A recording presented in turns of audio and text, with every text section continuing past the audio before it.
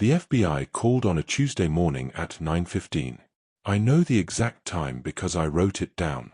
30 years in the Navy teaches you that the specific fact matters more than the general impression, and that the moment you stop writing things down is the moment the important details begin to disappear.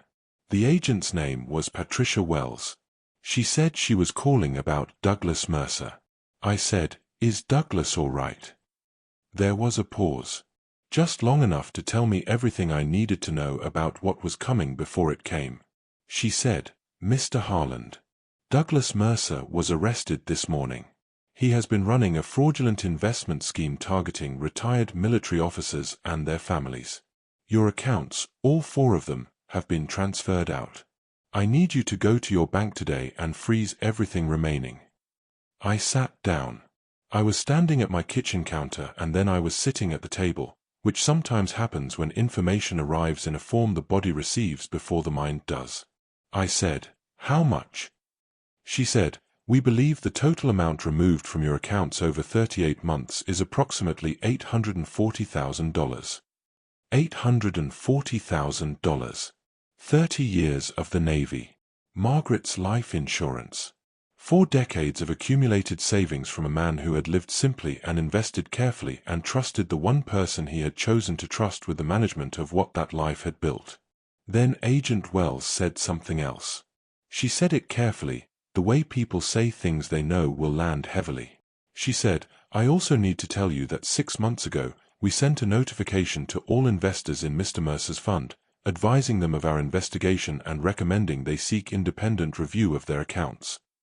I said, "I didn't receive any notification." She said, "We sent it to the email address on file. We also attempted a phone call. The call went to voicemail and was not returned."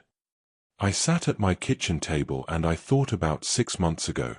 I thought about the voicemail from a number I didn't recognize that I had deleted without listening to, because I received calls from unknown numbers offering extended vehicle warranties and solar panel installations, and I had stopped engaging with them 2 years earlier. I had deleted the FBI's warning. Douglas Mercer had been having dinner with me twice a month for 12 years. He had attended Margaret's funeral. He had sat with me afterward in this kitchen and told me she had been remarkable and that she was right to be proud of the life we had built and that he was going to make sure that life was protected. He had been taking from that life for 38 months while telling me the statements were strong. My son-in-law Paul had told me something was wrong 22 months ago. I had told him he didn't understand how investment relationships worked. Subscribe to the Steady Father. Because what I found when I opened my emails deleted folder that Tuesday afternoon, and what it cost me to find it, is the story of what a man discovers when he has been wrong about the right person for 8 years and right about the wrong one for 12. I met Douglas Mercer at a charity dinner for a veterans organization in the autumn of 2012, 11 years after I retired from the Navy and 3 years before Margaret died. He was 50 years old then, well-dressed without being ostentatious, with the specific social ease of someone who has spent his career in rooms full of successful people and who has learned to be comfortable in those rooms without appearing to perform that comfort. He shook hands with a grip that was firm without being demonstrative. He made eye contact in the way of someone who has been told that eye contact is important and who has practiced it enough that it no longer looks practiced. He told me he managed investment portfolios for retired military officers and their families. He said he had grown up in a military family and that it was, for him, more than a professional focus, it was a way of serving a community he respected. I was skeptical. I am always skeptical of investment advisors at charity dinners. The combination of a cause I care about and a professional context that benefits from my presence has always seemed designed to lower the appropriate barriers, and I had spent 30 years learning what happens when appropriate barriers are lowered in the wrong circumstances. But I asked him questions. Technical questions, specific questions, the kind that required genuine understanding rather than practiced fluency. He answered them well. Not perfectly. There were 2 questions where he acknowledged the limits of his knowledge rather than bluffing, which I counted in his favor, because the person who acknowledges the limits of their knowledge is more trustworthy than the person who never does. I had lunch with him 3 weeks later. I had lunch with him twice more after that. I transferred my retirement accounts to his management in January of 2013. This is the decision I need to account for, Because the question that has occupied me since the Tuesday morning FBI call is not simply what Douglas did but what I did that made what Douglas did possible. I trusted Douglas because he presented well and because his answers to my technical questions were adequate and because he had the correct biographical background for the role he was filling. I trusted him with a thoroughness that foreclosed the continued questioning that adequate and correct should have sustained rather than ended. I trusted him the way I had trusted officers under my command who presented the right combination of capability and background, and I had learned, over 30 years, that the combination of capability and background is necessary but not sufficient. That it is the foundation of trustworthiness rather than its confirmation. That trustworthiness itself requires the sustained verification that comes from watching someone perform under the full range of conditions available, including the conditions that reveal what a person does when the cost of honesty is high. I had never seen Douglas under those conditions. I had seen him at charity dinners and quarterly reviews and the twice-monthly dinners that became our routine after Margaret died, and in all of those settings he had been exactly what he presented himself as. I had not considered sufficiently that those settings were the settings he had chosen. Margaret Harland died in 2015, after 40 years of a marriage that I am going to describe as briefly as possible because brevity is the honest register for the attempt to describe something that contains everything. She was steady. Not in the flat sense of someone who does not feel things deeply. She felt everything deeply and made no attempt to conceal the depth of the feeling. But underneath the feeling was a steadiness that I identified on our first date in 1974 and that never changed across 40 years. She taught high school English for 32 years. She had spent those years teaching people to read, not just the words on the page but the thing the words were doing, the thing the writer was not saying, the gap between the explicit statement and the actual meaning. She applied this reading to everything in her life with the same rigor she applied to the text she taught. She liked Paul from the beginning. From the first dinner, in 2015, 6 months before she died, when Sarah brought him home.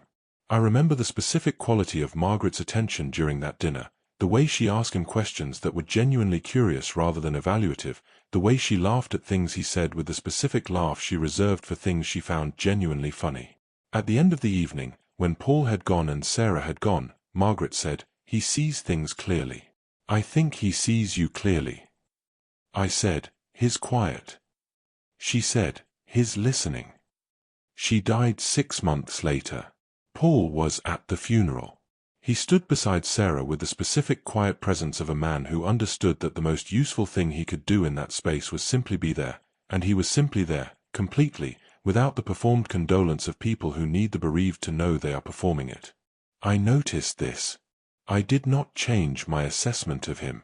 I changed my assessment of him on a Tuesday morning when an FBI agent told me that Douglas Mercer had been arrested and that my accounts were empty.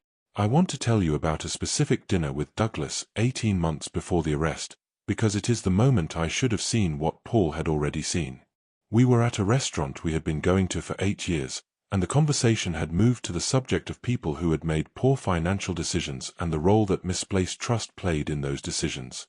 Douglas said, and I wrote it in my notebook 2 days later when Paul came to my house and raised his concern, causing me to replay the dinner in my mind. He said, "The problem with military men and their money is that command culture produces a specific kind of trust. You are trained to trust the chain of command, to extend that trust fully once the verification threshold has been met. This makes military men the ideal clients for a certain kind of advisor, because once the threshold is met the trust is almost impossible to revoke." I had laughed. He was describing me accurately, and I found the accuracy amusing in the way you find it amusing when someone describes a trait of yours with sufficient precision to feel like insight rather than criticism. Paul, who was at that dinner because it was Sarah's birthday, did not laugh. I noticed that Paul did not laugh. I interpreted it as Paul being too serious for the conversational self-deprecation that Douglas and I had developed over years. I filed it as another instance of Paul not quite fitting the register of the room. I have thought about this moment many times since the Tuesday morning. Douglas was not making a self-deprecating observation about a general phenomenon. He was describing his own method. He was telling me, with the specific confidence of a man who believes he has made himself permanent, exactly how he had made himself permanent. He was telling me the trust was almost impossible to revoke and that this made me the ideal client. He said it at dinner. He laughed. I laughed. Paul did not laugh. Paul Chen is 42 years old and he works in financial analysis for a firm that assesses investment fund structures for institutional clients. He has been doing this for 14 years. He is, by any objective measure, exactly the kind of person you would want to have access to when something is wrong with your investment accounts. I did not think of him this way. I thought of him as my daughter's husband, and as a quiet man who said less than I expected in most social situations, and as someone who was fine for Sarah but not quite what I had imagined for her. I had imagined someone louder for Sarah. Someone who occupied more space. Sarah was her mother's daughter, clear-eyed, warm, direct, and I had imagined someone who matched her energy in the visible way. Paul did not match her energy in the visible way. He matched it in the invisible way, which I could not see because I was looking for the visible way. 22 months before the FBI call, Paul came to my house on a Saturday afternoon while Sarah was at a professional conference. He sat at my kitchen table and said, directly, "Robert, I want to talk to you about Douglas Mercer." I said, "What about him?" He said, "I've been looking at some of the documents you've shared with me over the years. The quarterly statements. The fund prospectuses. I have some concerns about the structure of what I'm seeing and I think you should have an independent review of the accounts." I said, "Douglas has been managing my accounts for 12 years. I know him. His returns are consistent and his statements are clear." He said, "I'm not asking you to stop trusting him. I'm asking you to get an independent review. It's a standard practice. Any reputable advisor will support it." I said, "If I ask Douglas for an independent review, it sends a message I don't want to send." Paul said, "Robert, an independent review protects both of you. It's not a message of distrust.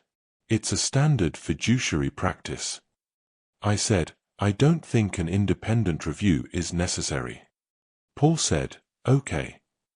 He said it the way people say okay when they have made their case fully and have been heard and not received, and when they understand that pressing further will not produce a different outcome but will damage the relationship.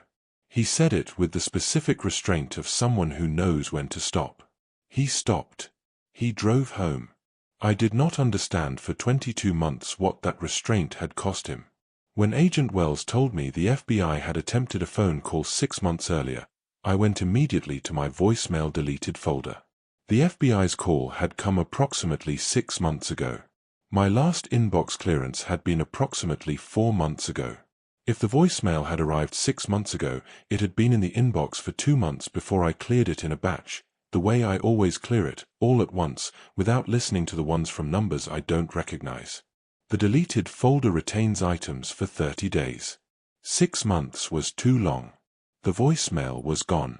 I went to my email. I went to the trash folder. Too long. Gone. I went to the spam folder. Spam retains items longer.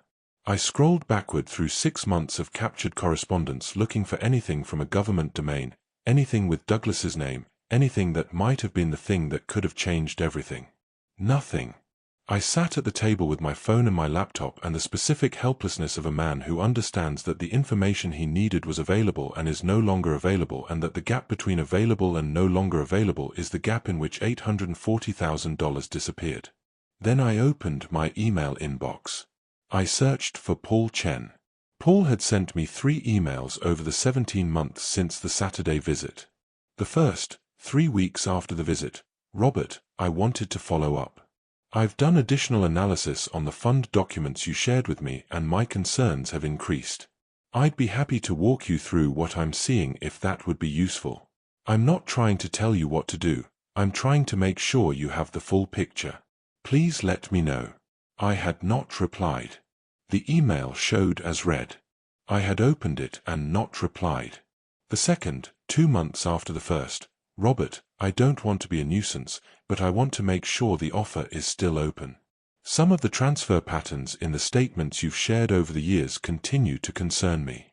If you've already had an independent review and everything checked out, I apologize for the repeated contact. If you haven't, I'd really encourage you to consider it." I had not replied. The third, 4 months after the second, Robert, I'm going to say this once more and then I won't bring it up again unless you ask me to. I believe there is something wrong with the fund Douglas Mercer is managing. I can't prove this without access to the underlying account documents, which you would need to request. I believe if you requested those documents and had them independently reviewed, you would find what I'm finding in the limited information available to me. I'm asking you to do this not because I enjoy being difficult but because you are Sarah's father and Sarah loves you and I do not want either of you to face a situation that I could have helped prevent. That's all. I won't bring it up again. I had not replied. I sat at the kitchen table and read 3 emails from my son-in-law spanning 17 months. 3 attempts to reach me. Each one absorbing the cost of a relationship I resented him for maintaining. Each one stopped when he said he would stop. Each one protecting Sarah from having to choose between her husband's judgment and her father's pride. He had told me 3 times. He had stopped. He had not told Sarah. I closed the email and called Paul. He answered on the 2nd ring. I said, Paul, Douglas was arrested this morning. The FBI says the accounts are empty. He was quiet for a moment. Not the quiet of surprise, the quiet of a man who has known something for a long time and is hearing its confirmation and is deciding how to receive that confirmation without performing his response. He said, Robert, are you all right? Not, I told you so. Not, I tried to warn you. Not, you should have listened to me. Are you all right? I said, I found your emails. He said, I know. I said, I didn't reply to any of them. He said, I know that too. I said, why didn't you tell Sarah? He was quiet for a moment. Then, because if I told Sarah, she would have had to choose between believing me and believing you. And whatever she chose would have cost her something she shouldn't have to lose. You're her father. I wasn't going to make her choose. I sat with this. I said, will you come over? I need someone who understands what I'm looking at. He said, I'll be there in 40 minutes. He was there in 35. He came through the door and shook my hand and sat at the kitchen table and opened his laptop and we spent the next 4 hours going through everything. The statements, the fund documents, the transfer records, the full picture of 38 months of systematic removal of everything I had built. He did not say anything about the emails. He did not reference the Saturday visit or the 17 months or the 3 attempts. He simply applied his expertise to the problem in front of us with the full and focused attention of a man who had decided that the most useful thing he could do right now was solve the problem and leave the accounting of how we got here for later. I said, Paul, I'm sorry. He looked up. He held my eyes for a moment. He said, I know. Then, let me show you what the recovery options look like. Paul worked through the documents with a methodical precision that I recognized from 30 years of watching good officers analyze complex situations, not quickly, not with the performance of expertise, but with sustained honest attention that produces accurate understanding. He found the architecture of the fraud in approximately 90 minutes. Douglas had been running a modified Ponzi structure, not the classic model in which early investors are paid with later investors' money, but a more sophisticated variant in which a portion of the actual fund was legitimate and performing, creating genuine returns for some investors while the remainder of the capital was being diverted through a series of shell entities to accounts that Douglas controlled directly. The shell entities were what Paul had seen in the limited documents I had shared with him over the years: fund prospectuses, quarterly statements, the specific pieces of paper that Douglas had provided as evidence of transparency and that had functioned instead as the surface layer of a structure designed to obscure what was beneath it. The transfer timing was what had initially alarmed Paul 22 months ago. The outflows from the fund did not follow the pattern of legitimate investment activity. The timing, the amounts, and the destination entities were inconsistent with the fund's stated strategy in ways that were visible if you knew what to look for and invisible if you didn't. Paul knew what to look for. It was his job. He had been doing it for 14 years. He told me this factually, without emphasis, as though the being right was simply part of the analysis rather than the thing that had cost him 17 months of absorbing a situation he could not resolve.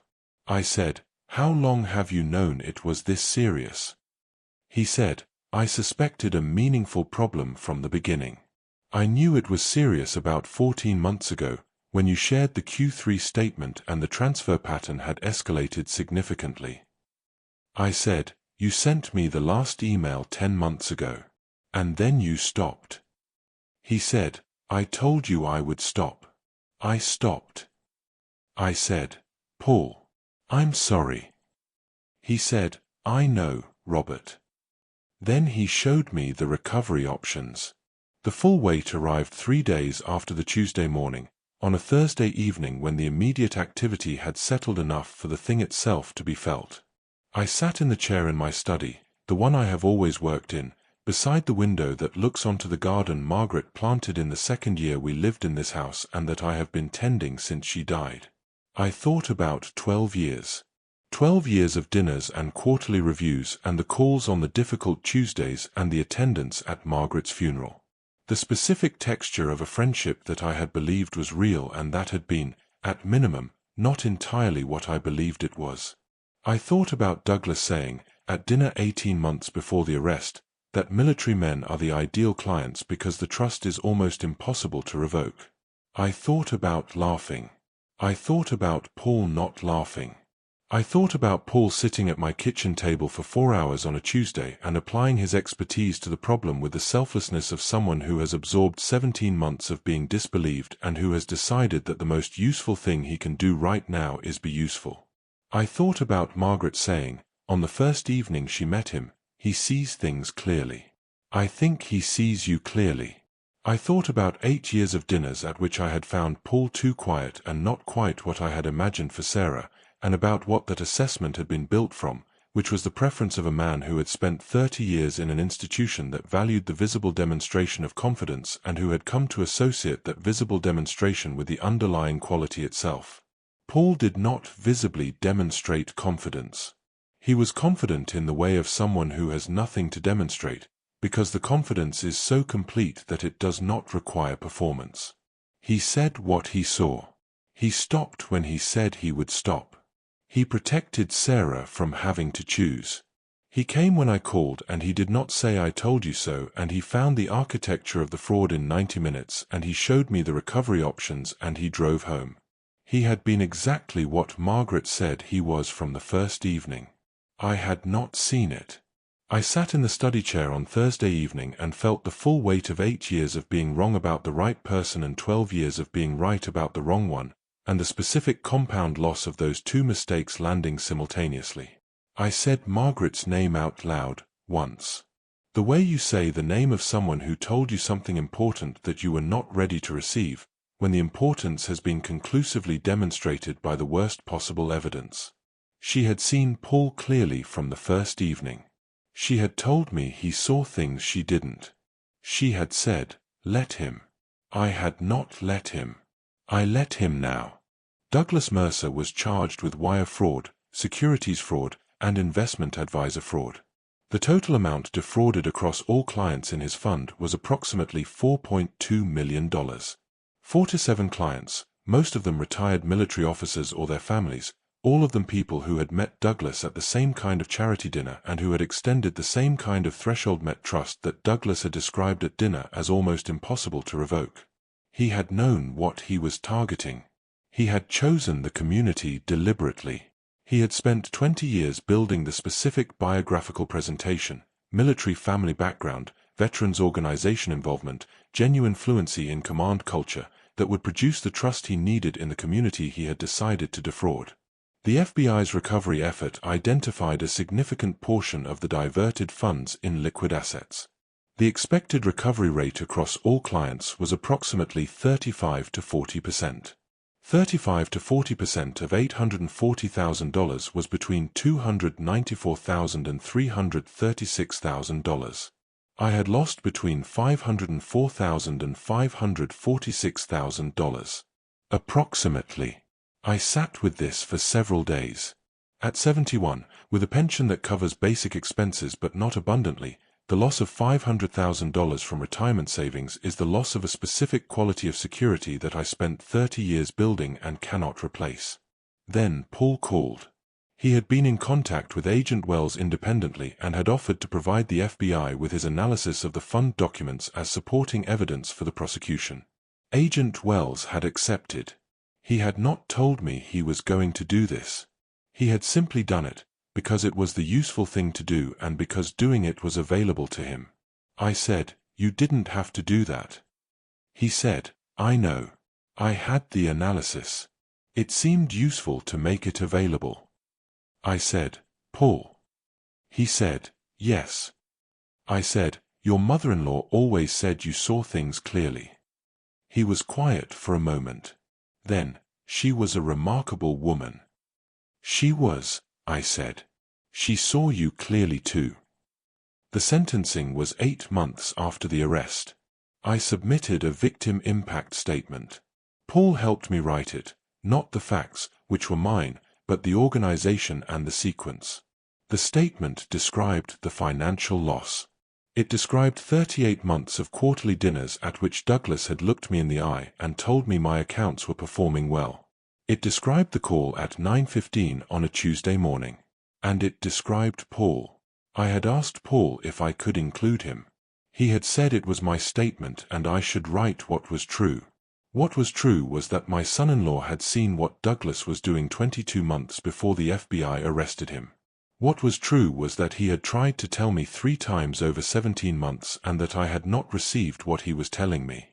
What was true was that when the Tuesday morning arrived and the accounts were empty and I called the person who could actually help me understand what I was looking at, he answered on the second ring and drove to my house in 35 minutes and sat for 4 hours and found the fraud's architecture and did not say the thing he had every right to say.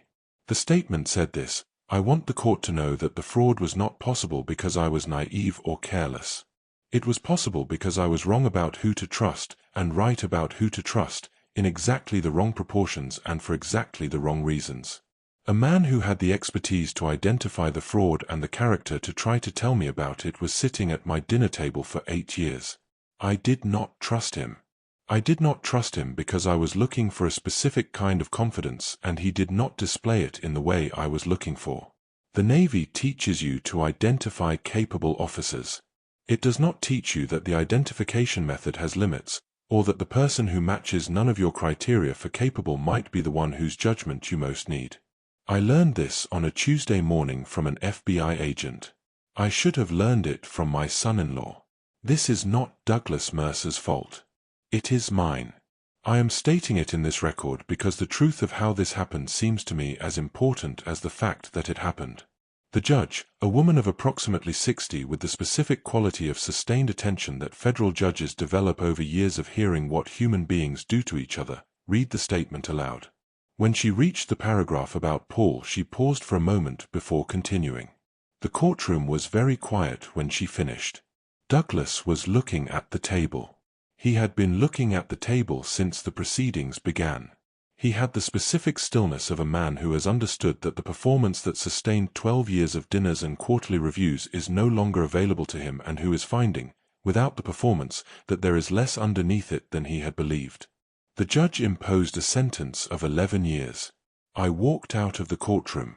Paul was in the gallery. He shook my hand. Sarah took my arm. We went to lunch. I want to tell you what I understand now about Margaret's assessment of Paul. Margaret spent 32 years teaching people to read, not just the words on the page but the thing the words were doing, the gap between the explicit statement and the actual meaning. She applied this reading to everything in her life with the same rigor she applied to the text she taught. She read Paul in one evening. She found, in one dinner, the quality I had missed in 8 years, the clarity. The seeing things clearly that she described to me that first night and that I had filed as a wife's approval of her daughter's choice. What she had seen was this: Paul does not perform his understanding. He simply understands, and then he acts on the understanding, and then he stops when he has done what he can do. The stopping is not defeat, it is the specific restraint of a man who knows the difference between pushing and helping and who chooses helping every time. She saw this in one evening. I needed 8 years and a Tuesday morning and a federal courtroom. I go to dinner at Paul and Sarah's on Sundays. I bring the wine I like.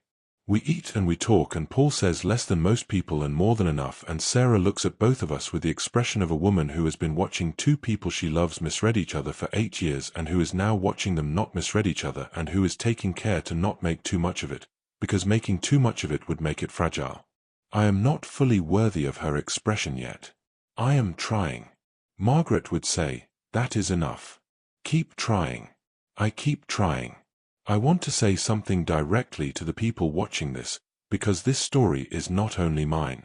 The specific vulnerability that Douglas Mercer exploited, the threshold trust, the almost impossible to revoke quality of it, is not unique to military officers. It is present in every person who has developed a reliable method for assessing trustworthiness and who has come to trust the method more than the ongoing evidence.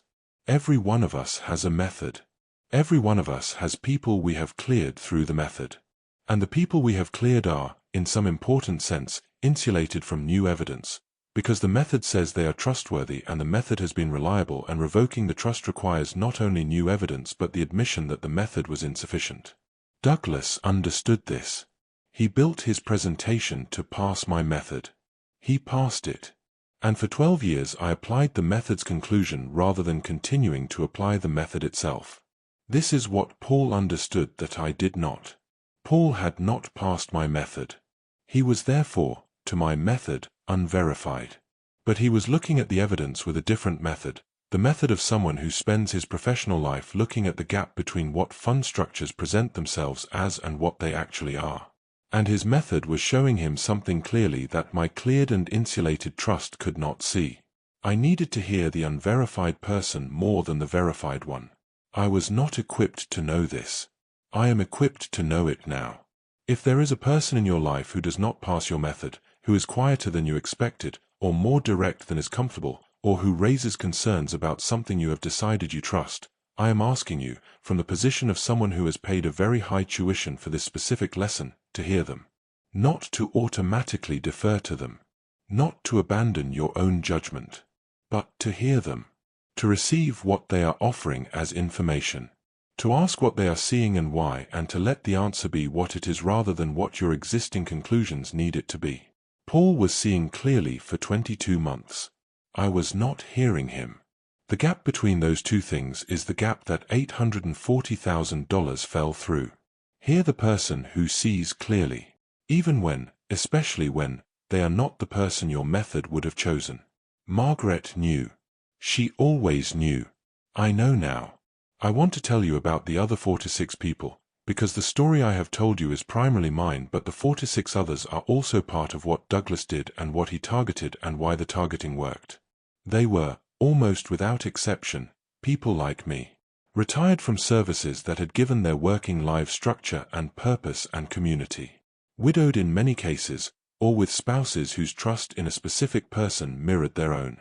Living on fixed incomes supplemented by the investments they had built across careers of disciplined saving.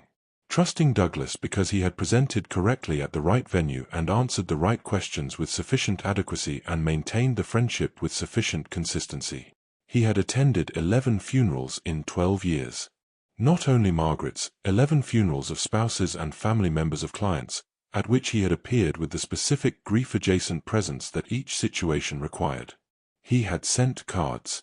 He had made the calls on the difficult Tuesdays. He had been, for each of the 4 to 7, the investment advisor who was also a friend, and the friendship had insulated the investment relationship from the scrutiny the investment relationship deserved. The aggregate loss across 4 to 7 clients was $4.2 million. The average loss per client was approximately $89,000.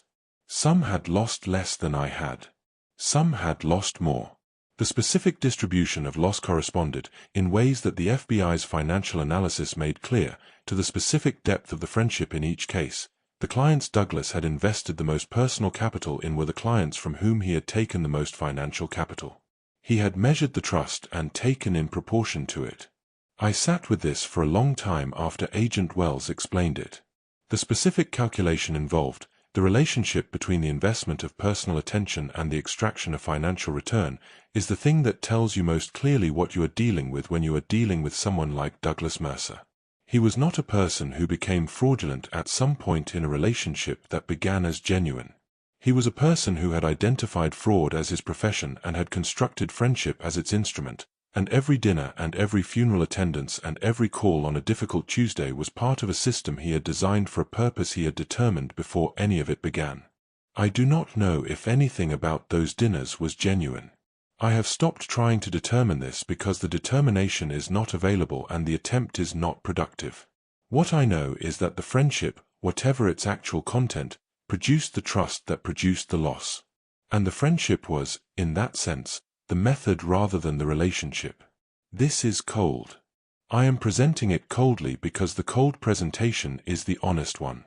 Paul and Sarah host dinner on Sunday evenings, and I have been attending since the Sunday 3 weeks after the Tuesday morning, which was the first Sunday after the immediate activity of the investigation had settled enough for something as ordinary as dinner to feel possible. The first Sunday was careful in the way of an occasion that both parties understand is significant and neither party wants to make too much of. We talked about practical things, the recovery timeline, the legal process, the specific financial adjustments that would need to be made. Paul had thoughts on all of these that were useful and specific and delivered in the direct manner that I now receive as exactly what it is rather than as the quietness I once mistook it for. By the third Sunday we were talking about other things. Sarah's work. Their children when they visited. Paul's cases, in the general terms available for discussion outside his firm.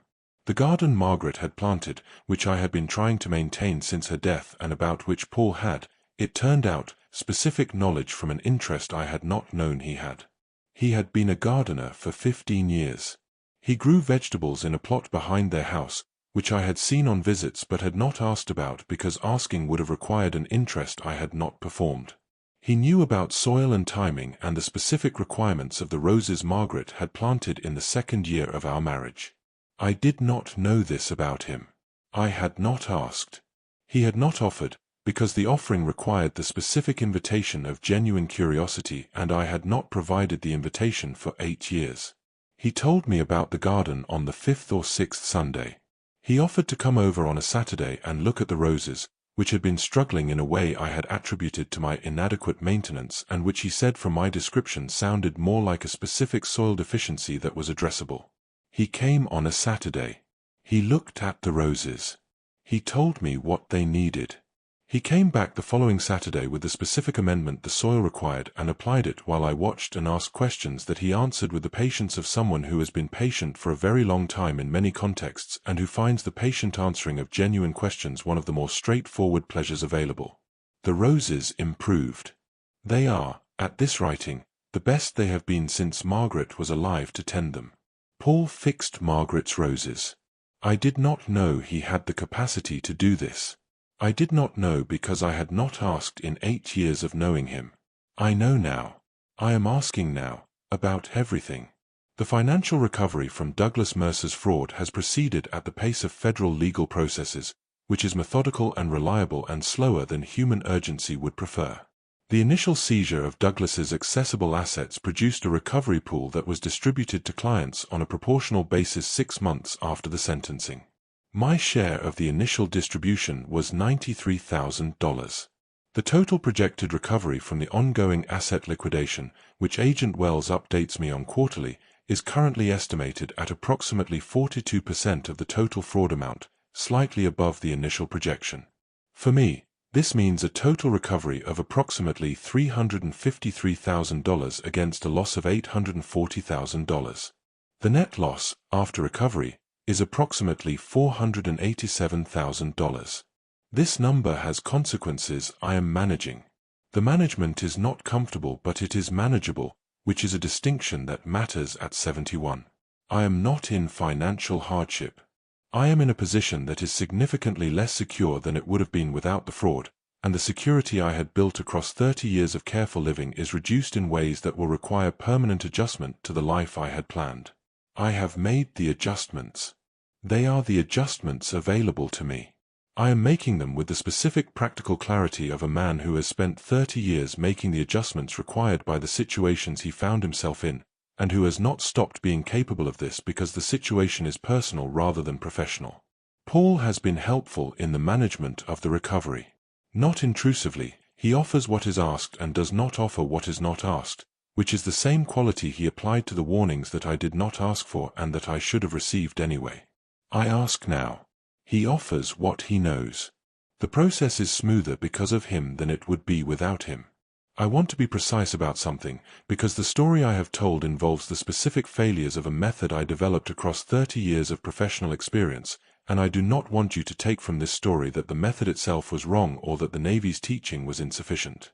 The Navy taught me to assess capability and to trust the chain of command and to apply the verification threshold and to extend full trust once the threshold was met. These are not wrong principles. They are the principles that make an organization capable of coherent action under pressure. The alternative, which is the continuous re-evaluation of every person in the chain of command in every situation, produces a paralysis that is more dangerous in the contexts the Navy operates in than the risk of occasionally trusting someone who does not deserve it. What the Navy did not teach me, because the Navy is not designed to teach this, is that the method developed for one context does not transfer without modification to all other contexts. The verification threshold that is appropriate for an officer whose performance you can observe in structured training environments and operational deployments is not the same as the verification threshold that is appropriate for an investment advisor whose performance you observe only in the contexts he chooses to present. I applied a method designed for one context to a different context. The method was not wrong. The application was wrong. Paul was applying a different method, the method developed across 14 years of professional experience in exactly the relevant context and reaching a different conclusion. I needed to apply his method or defer to his conclusion. I did neither because I did not recognize his method as more relevant than mine to the specific question he was answering. I recognize it now. The method that is most relevant to the specific question is the method most worth deferring to, regardless of who holds it and whether that person passes the other methods I have developed for other questions. Paul had the relevant method. I had the irrelevant one. He was right. I was wrong. This is the lesson. It is specific. It is transferable. I want to return to the voicemail, because it is the detail I have thought about most and because the thinking has produced something worth saying. The FBI called. The voicemail went into an inbox I cleared in a batch without listening to it. The voicemail is gone. I cannot recover it. I have thought about what it said. Agent Wells told me it was a standard notification, a recorded message advising me of the investigation and recommending I seek independent review of my accounts. Not a personalized warning. A recorded message, identical to the 46 others sent to Douglas's other clients. If I had listened to it, I would have called Agent Wells. I would have called Paul. The 3 months between the notification and the arrest would have produced a different outcome than the Tuesday morning did, not a full recovery, but an earlier intervention and a smaller final loss. I did not listen to it because I had developed a habit of not listening to voicemails from unknown numbers, because the voicemails from unknown numbers had been, for years, uniformly worthless. The habit was rational. The result was catastrophic. This is the specific irony of the situation. The protective habit that was right in the general case was wrong in this specific case. I cannot recover the voicemail. I cannot listen to it. I cannot know exactly what it said. What I know is that it was there and that I deleted it and that the deletion was the final link in a chain of missed warnings that extended back 22 months to Paul's first email and back further to Margaret's first assessment of Paul on the evening she said he sees things clearly. The warnings were there. Paul's emails. Margaret's observation. The voicemail. All of them were there, in different forms, saying the same general thing. Something here is wrong and you need to look at it. I did not look. I looked away from each one in the specific way available to me in that moment, deferring to trust, maintaining a preference for smooth water, deleting the voicemail because the number was unknown. I look now. Everything. All the numbers. All the emails. All the people who have something to say that I am not expecting to hear. Margaret would say, "Good. That's what I always wanted." She wanted this. From the first evening she met Paul, she was trying to give me this. She was always ahead of me. She still is. 1 year after the Tuesday morning, the accounting is this. The financial loss, approximately $487,000 net after recovery, managed through the specific adjustments a man of 71 can make to a life that was already organized for simplicity. Douglas Mercer, in a federal facility, serving 11 years, in the specific condition of a man whose performance is no longer available to him and who is discovering what is underneath it. Paul, coming for dinner on Sundays, offering what is asked, tending Margaret's roses on Saturdays in the season when the roses need tending, applying his specific expertise to whatever questions arise in the managing of the recovery and the ongoing management of the accounts that have been transferred to a new advisor who was vetted by Paul first and by me second, in that order, which is the correct order.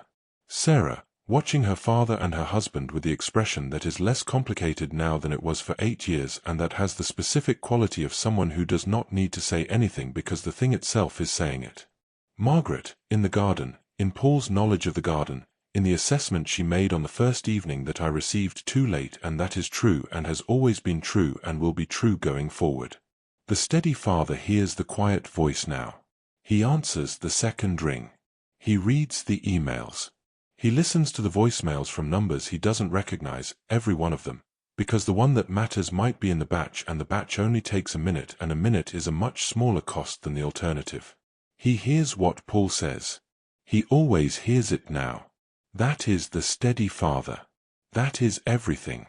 That is the end. He trusted the friend and deleted the warning. He missed the quiet voice at the dinner table. His wife had said, "He sees things you don't, Robert." He needed 8 years and a Tuesday to be able to hear what was being said from the beginning, to see what the quiet man saw all along, to understand that the method had its limits and the person outside it was not wrong. The FBI called at 9:15 on Tuesday. $840,000 gone. The son-in-law answered on the second ring and came in 35 minutes and said nothing about being right and found the fraud in 90 minutes and drove home. The steady father hears him now. He always will. That is the steady father. That is everything. That is the end. I want to tell you about the other 46 people, because the story I have told you is primarily mine, but the 46 others are also part of what Douglas did and why the targeting worked. They were, almost without exception, people like me. Retired from services that had given their working lives structure and purpose and community. Widowed in many cases, or with spouses whose trust in Douglas mirrored their own. Living on fixed incomes supplemented by the investments they had built across careers of disciplined saving. Trusting Douglas because he had presented correctly at the right venue, answered the right questions with adequate fluency, and maintained friendship with sufficient consistency. He had attended 11 funerals in 12 years. Not only Margaret's, 11 funerals of spouses and family members of clients, at which he had appeared with the specific grief-adjacent presence that each situation required. He had sent cards. He had made the calls on the difficult Tuesdays. He had been, for each of the 47, the investment advisor who was also a friend. And the friendship had insulated the investment relationship from the scrutiny it deserved. The aggregate loss across 47 clients was $4.2 million. The average loss per client was approximately $89,000. Some had lost less than I had. Some had lost more. The distribution of loss corresponded, in ways the FBI's financial analysis made clear, to the depth of the friendship in each case. The clients Douglas had invested the most personal capital in were the clients from whom he had taken the most financial capital. He had measured the trust and taken in proportion to it. He was not a person who became fraudulent at some point in a relationship that began as genuine. He was a person who had identified fraud as his profession and had constructed friendship as its instrument. Every dinner and every funeral attendance and every call on a difficult Tuesday was part of a system he had designed for a purpose he had determined before any of it began. I do not know if anything about those dinners was genuine. I have stopped trying to determine this because the determination is not available and the attempt is not productive. Paul and Sarah host dinner on Sunday evenings, and I have been attending since the Sunday 3 weeks after the Tuesday morning, the first Sunday after the immediate activity of the investigation had settled enough for something as ordinary as dinner to feel possible. The first Sunday was careful in the way of an occasion that both parties understand is significant and neither wants to make too much of.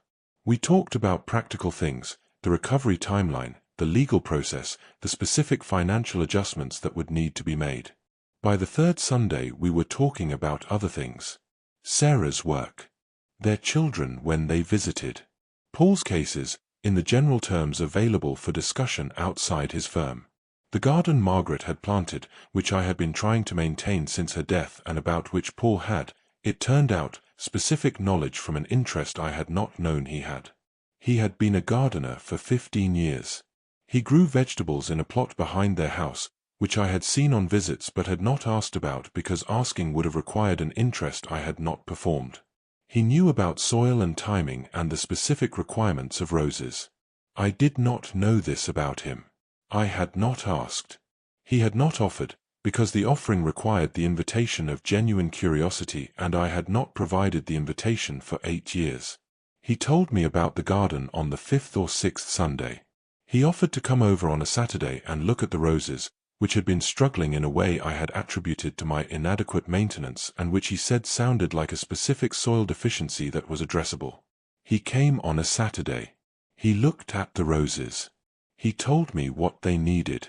He came back the following Saturday with the specific amendment the soil required and applied it while I watched and asked questions that he answered with the patience of someone who has been patient for a very long time in many contexts. The roses improved. They are, at this writing, the best they have been since Margaret was alive to tend them. Paul fixed Margaret's roses. I did not know he had the capacity to do this. I did not know because I had not asked in 8 years of knowing him. I know now. I am asking now, about everything. I want to be precise about something, because the story I have told involves the specific failures of a method I developed across 30 years of professional experience, and I do not want you to conclude from this story that the method itself was wrong. The Navy taught me to assess capability, to trust the chain of command, to apply the verification threshold, and to extend full trust once the threshold was met. These are not wrong principles. They are the principles that make an organization capable of coherent action under pressure. The alternative, which is the continuous re-evaluation of every person in every situation, produces a paralysis that is more dangerous in the contexts the Navy operates in than the risk of occasionally trusting someone who does not deserve it. What the Navy did not teach me, because the Navy is not designed to teach this, is that the method developed for one context does not transfer without modification to all other contexts. The verification threshold appropriate for an officer whose performance you observe in structured training and operational deployments is not the same threshold appropriate for an investment advisor whose performance you observe only in the contexts he chooses to present. I applied a method designed for one context to a different context. The method was not wrong. The application was wrong. Paul was applying a different method, developed across 14 years of professional experience in exactly the relevant context, and reaching a different conclusion. I needed to apply his method or defer to his conclusion. I did neither because I did not recognize his method as more relevant than mine to the specific question he was answering. I recognize it now. The method most relevant to the specific question is the method most worth deferring to, regardless of who holds it. Paul had the relevant method. I had the irrelevant one. This is the lesson. It is specific. It is transferable. I want to return to the voicemail, because it is the detail I have thought about most. The FBI called. The voicemail went into an inbox I cleared in a batch without listening to it. The voicemail is gone. Agent Wells told me it was a standard notification, a recorded message, identical to the 46 others sent to Douglas's other clients, advising me of the investigation and recommending I seek independent review of my accounts. If I had listened to it, I would have called Agent Wells. I would have called Paul. The 3 months between the notification and the arrest would have produced a different outcome, not a full recovery, but an earlier intervention and a smaller final loss. I did not listen to it because I had developed a habit of not listening to voicemails from unknown numbers, because those voicemails had been, for years, uniformly worthless. The habit was rational.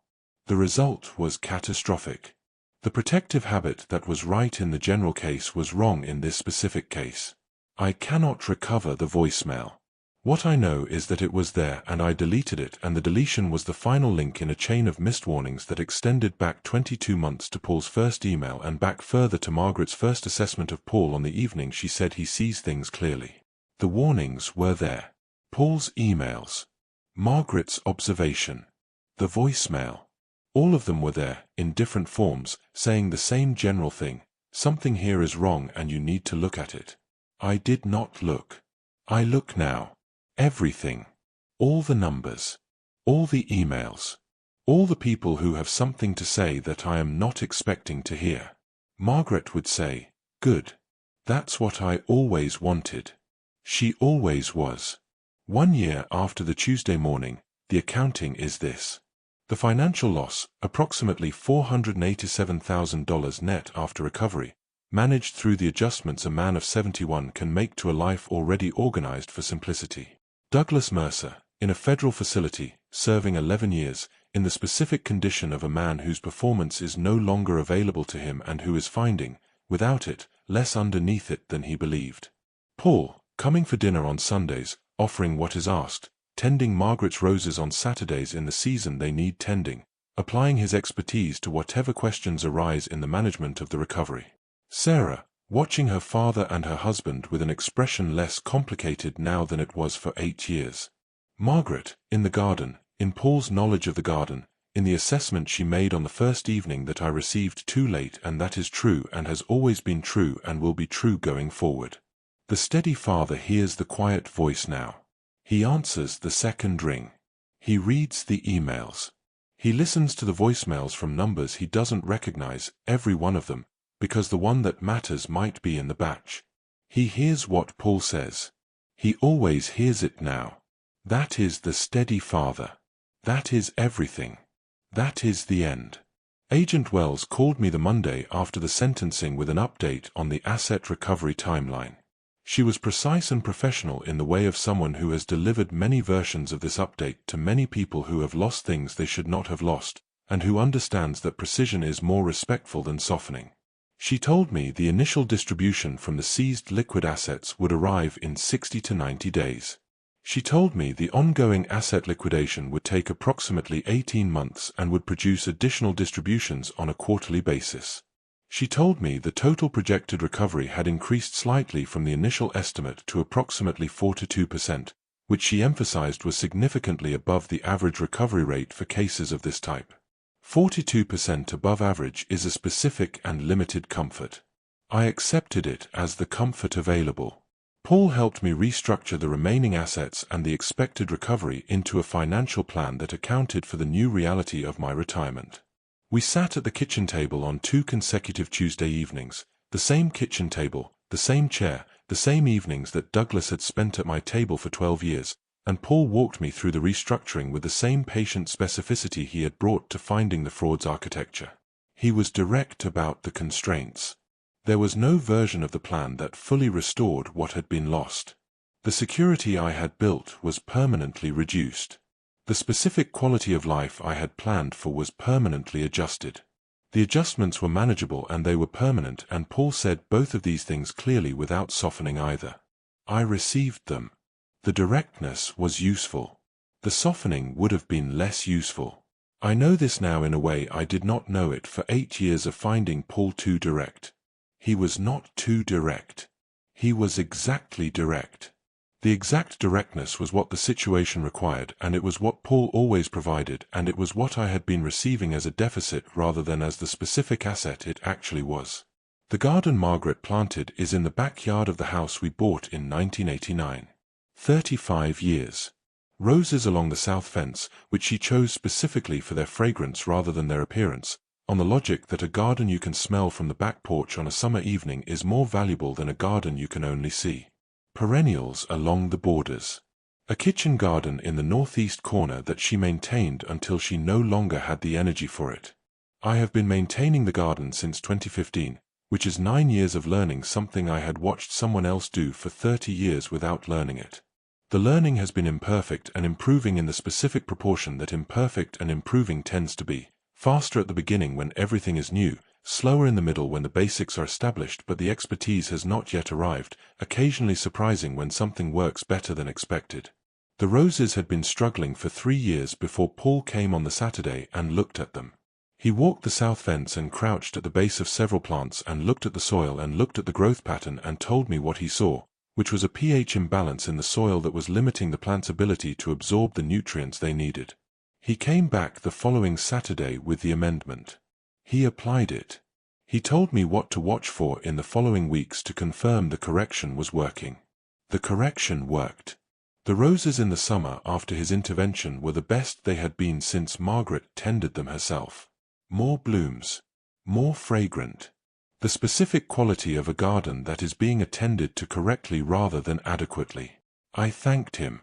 He said it was straightforward once you knew what to look for. That is Paul. Everything is straightforward once you know what to look for. The fund structure. The soil pH. The specific way a person reveals themselves at a dinner when they say something designed to sound like insight but that is actually a confession. He saw what Douglas said at that dinner for what it was. He did not laugh. I laughed. I received the confession as amusement and filed it as Douglas being perceptive about a real phenomenon. Paul saw it as the statement of method it was. He had already been looking at the fund documents for months. The dinner statement confirmed what the documents suggested. He came to my house 2 days later and told me what he had found, and I told him he didn't understand how investment relationships worked. He understood. I didn't understand. The roses are better now. I have read Paul's 3 emails many times since the Tuesday morning. I have read them in the way you read things that contain information you needed and did not receive, trying to understand both what was said and what the saying cost. The first email was careful. It offered. It clarified that the offer was about information rather than control. It said, "Please let me know," which is the language of someone who wants to open a door rather than push through it. I did not reply. I read it and did not reply. This is the act of a man who has decided that not replying is less costly than replying, because replying would require either accepting what the email offered, which would require acknowledging that the offer had value, or declining it, which would require justifying the decline to someone whose opinion I did not fully discount despite my outward behavior. Not replying required nothing. It was the path of least resistance. It was also, in retrospect, the path of maximum eventual cost. The second email was gentler than the first. It opened with the specific concession of someone who understands that they are entering a space they were not invited back into and who is trying to make the entry as low friction as possible. I don't want to be a nuisance. He was not a nuisance. He was a man with specific relevant expertise who was trying to make sure I had the full picture, and the framing of the intervention as a potential nuisance was his specific accommodation of my preference for smooth water. I did not reply. The third email dropped the accommodation. Not rudely. Paul does not operate in rude registers. But directly. I'm going to say this once more and then I won't bring it up again unless you ask me to. This was Paul at the end of what was available to him, doing the thing that remained available, which was to say the thing one more time as clearly as he could and then to stop when he said he would stop. He stopped. He protected Sarah. He absorbed 17 months of watching something he was fairly certain was happening and being unable to do anything about it because the person who could do something about it had decided not to hear him.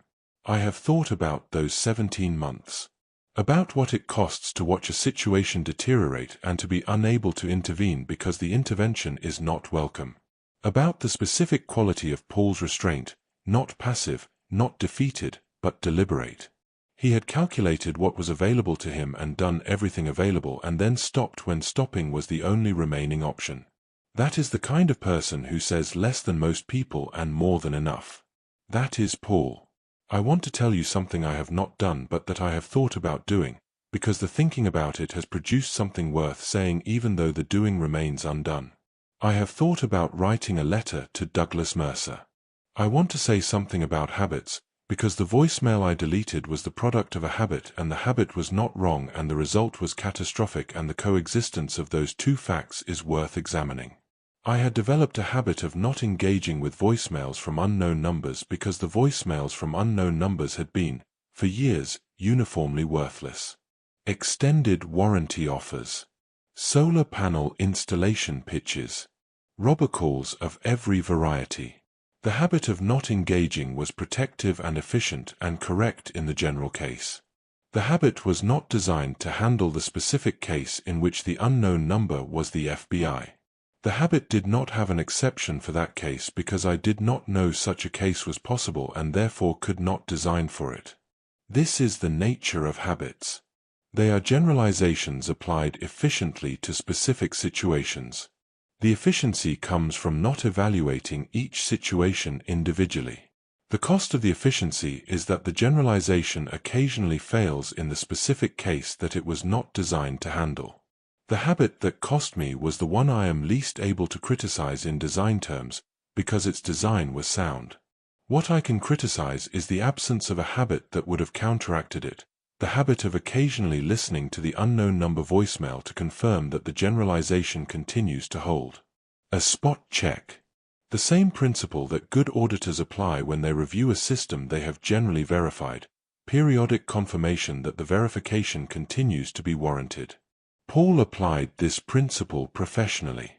He did not assume that the positive prior review of a fund structure continued to hold indefinitely. He continued to look at the available evidence.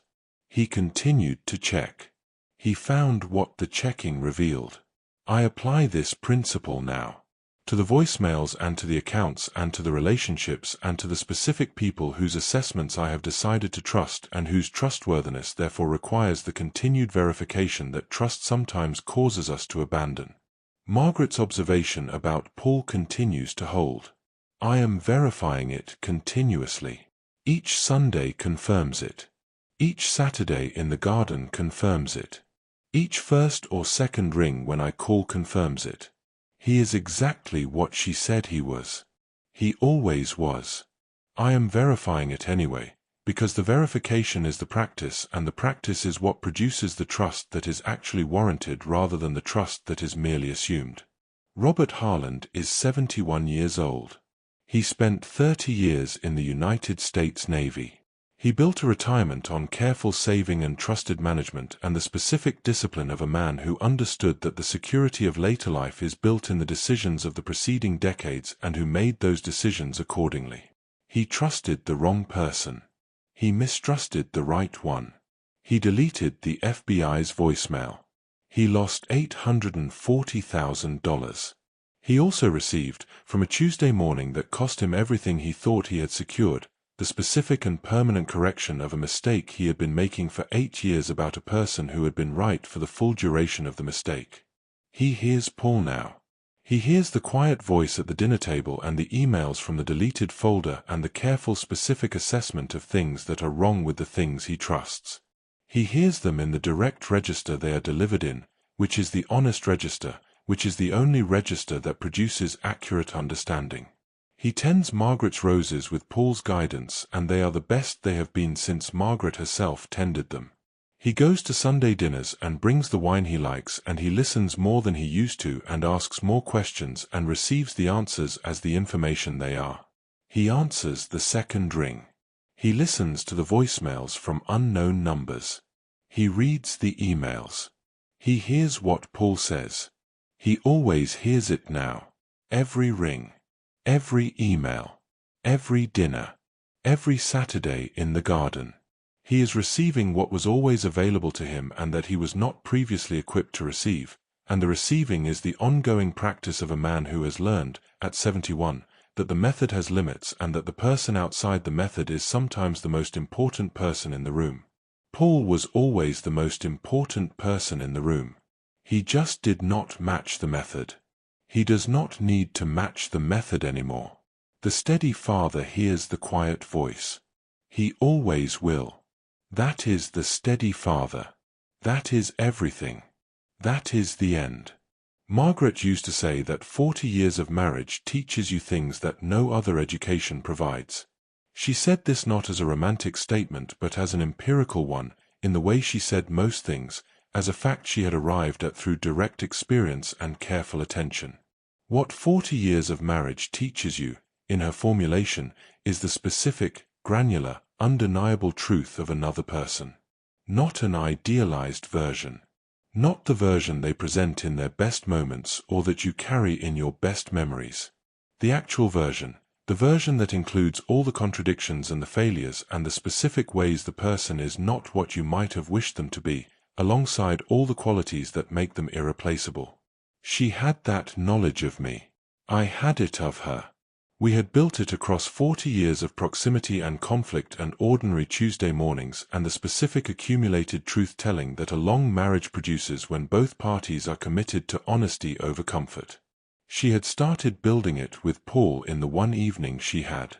I think about this sometimes, about what 40 years of the specific attention Margaret brought to everything would have revealed about Paul if 40 years had been available. What she had found in one evening, in the specific reading of a person that 32 years of teaching English had refined into something that operated faster than deliberate assessment, suggests that the 40-year version would have been as complete and as accurate as any assessment I have access to. She saw the clarity in one evening. She saw the seeing. She recognized, in the way of someone who had spent her career teaching the recognition of genuine things, that what Paul had was genuine. I am arriving at the same recognition through 8 years of not quite seeing and one Tuesday morning and 11 months of Sunday dinners and Rose care and read emails. She was faster. She was always faster. I am arriving at the same place. I want to be clear about something that I did not fully understand until the FBI's case materials were shared with me during the prosecution. Douglas Mercer's fraud required the specific form it took. It was not simply theft that happened to be accompanied by friendship. The friendship was the mechanism without which the theft was not possible. The accounts of 47 investors were not vulnerable to a stranger. They were vulnerable specifically to someone each of those investors had decided to trust, and the decision to trust had been manufactured through a process, the charity dinner circuit, the veterans organizations, the biographical presentation, the technical adequacy of the initial questions, that Douglas had designed with the specific purpose of producing trust in the specific community he had targeted. The friendship was the product he was selling. The investment management was the wrapper. The wrapper was partially real. The fund held actual assets and produced actual returns for several years, which was necessary to sustain the credibility that the friendship required. But the investment product was always secondary to the relationship product, because it was the relationship product that produced the almost impossible to revoke trust that Douglas had described at dinner. He had described it at dinner because he was confident that I would hear it as insight rather than confession. He was right. I heard it as insight. I laughed. I said something about the specific formation of command culture and the way it translates to civilian contexts. Paul heard it as confession. He did not laugh. He filed it alongside the fund document analysis he had been conducting for months, and it confirmed what the document suggested. Two people in the same room. Same words. Two completely different receptions. The difference between those two receptions is the difference between what I owe Douglas and what I owe Paul and what I owe Margaret for seeing Paul clearly from the beginning. I owe Douglas the legal accountability that has been applied. I owe Paul the acknowledgement that he was right and that his rightness cost him something and that the acknowledgement arrived later than it should have. I owe Margaret the specific practice of trying, for whatever time remains, to read the way she read, noticing the gap between the explicit statement and the actual meaning, finding the thing the writer is not saying, attending to the space around the information. I am paying all three debts. The first has been paid by the court. The second is being paid in the Sunday dinners and the garden Saturdays and the answered second rings. The third is the ongoing project of the rest of my life. She would say, "That is enough. Keep going." I keep going.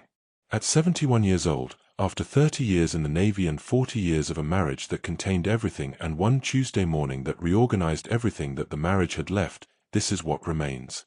A house on a street with old trees. A garden that is better than it was 12 months ago because a man I misjudged for 8 years came on a Saturday with the specific knowledge the soil needed and applied it without asking for acknowledgement of the applying.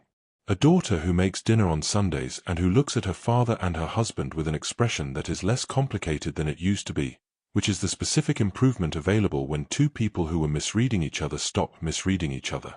A son-in-law who answers on the second ring and who drives in 35 minutes when he says 40 and who did not say "I told you so" in the 4 hours he sat at my kitchen table and found the architecture of the fraud that took $840,000 from the life I had built.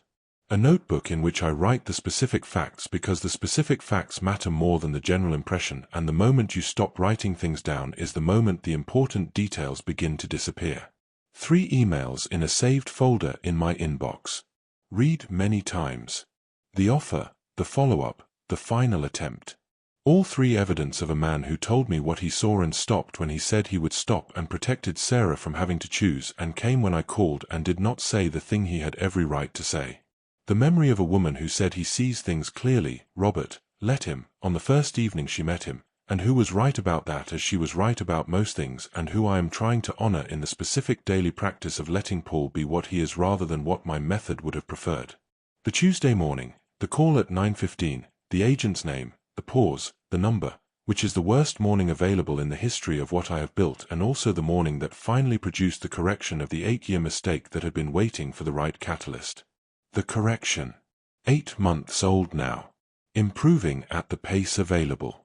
Expressed in Sunday dinners and second rings and voicemails listened to and emails read and roses tending toward what they were when Margaret was alive. That is what remains.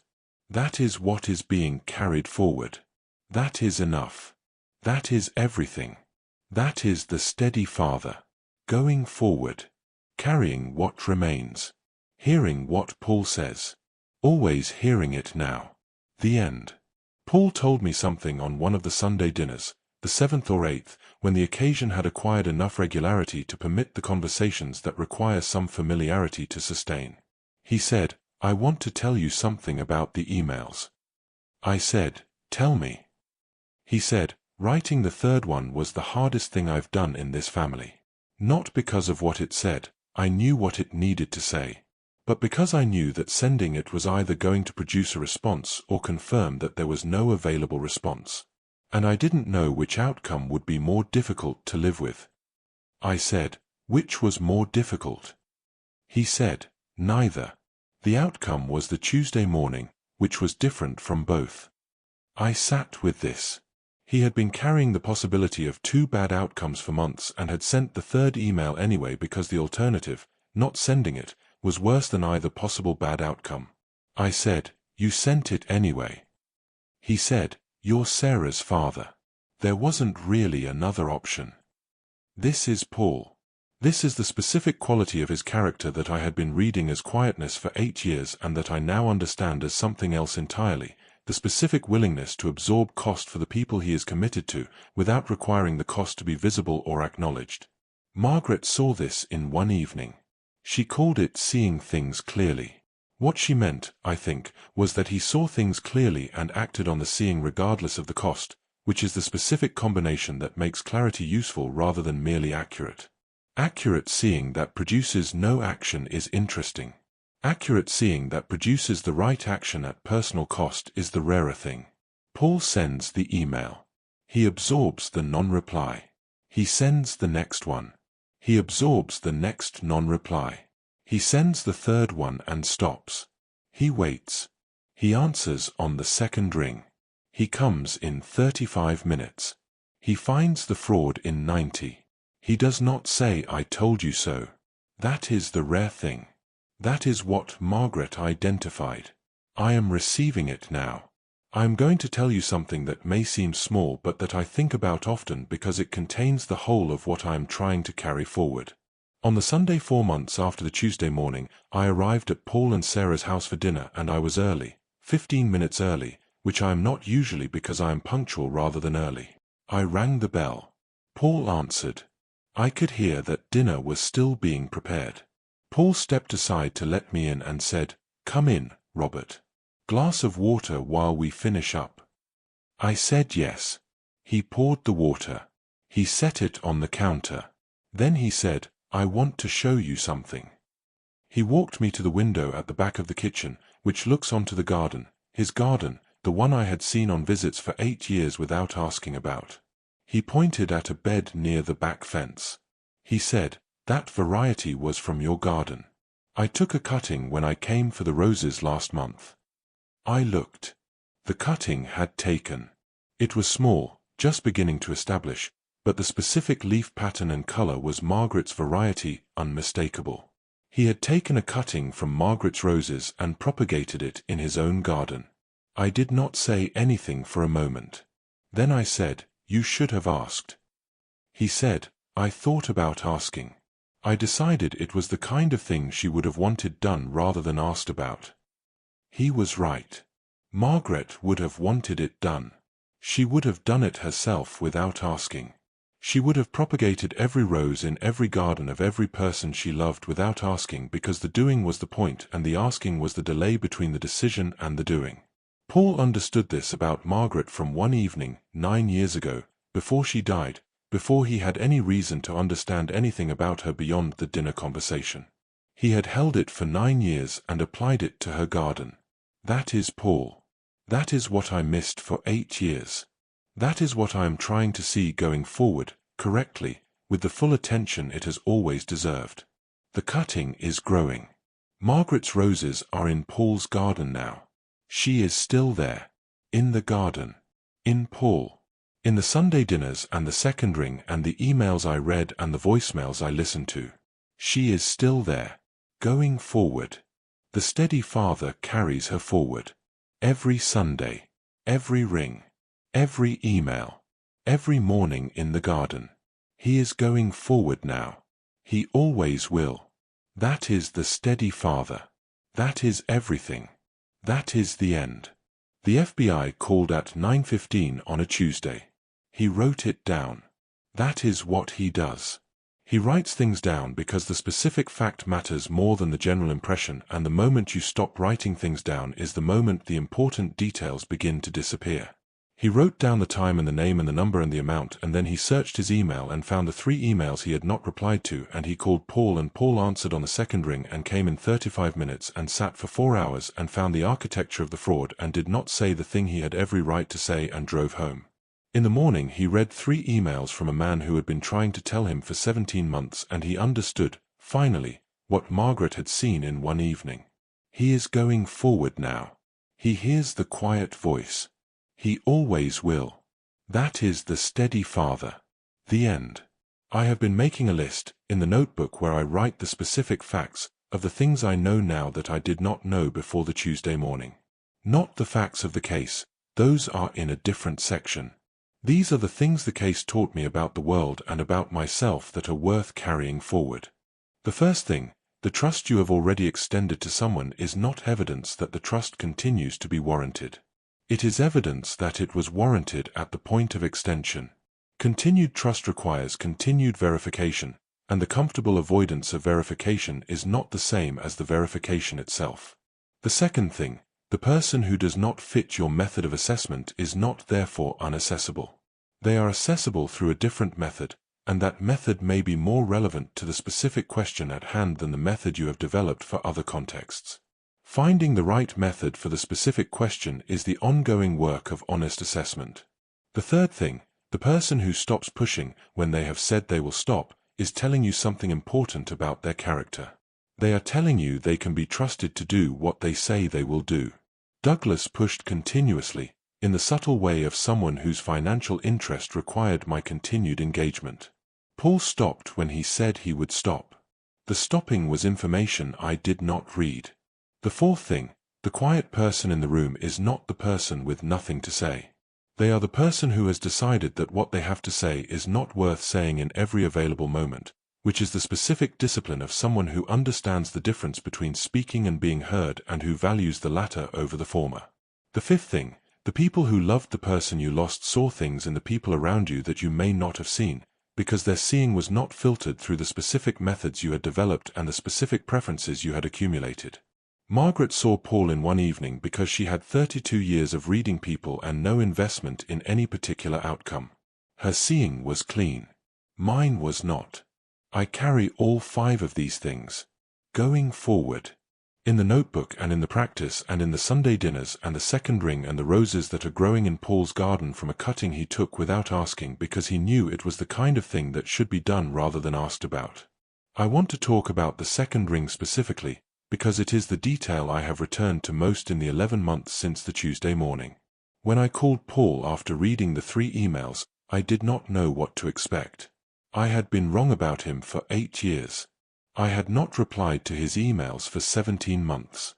I had dismissed his Saturday visit with the specific condescension of a man who has decided he knows more about something than the person telling him he might be wrong. He answered on the second ring. Not the first. The first ring is the ring of someone who was already holding the phone. Not the third or fourth. The third or fourth rings suggest distraction or delay.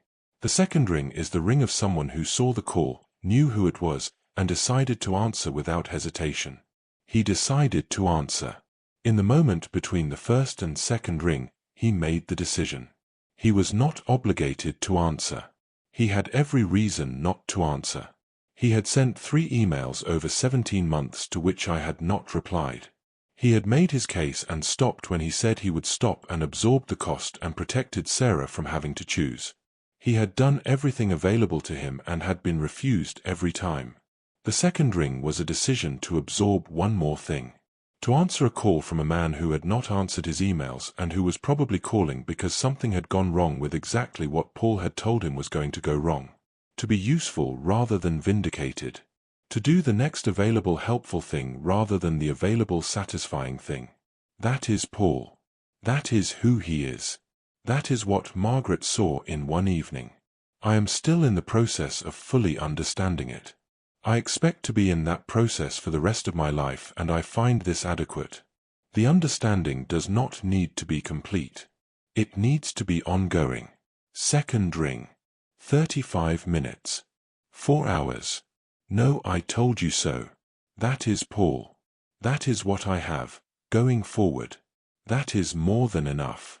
I have been keeping the notebook since I was a junior officer in 1978, and my commanding officer told me that the specific fact matters more than the general impression, and that the moment you stop writing things down is the moment the important details begin to disappear.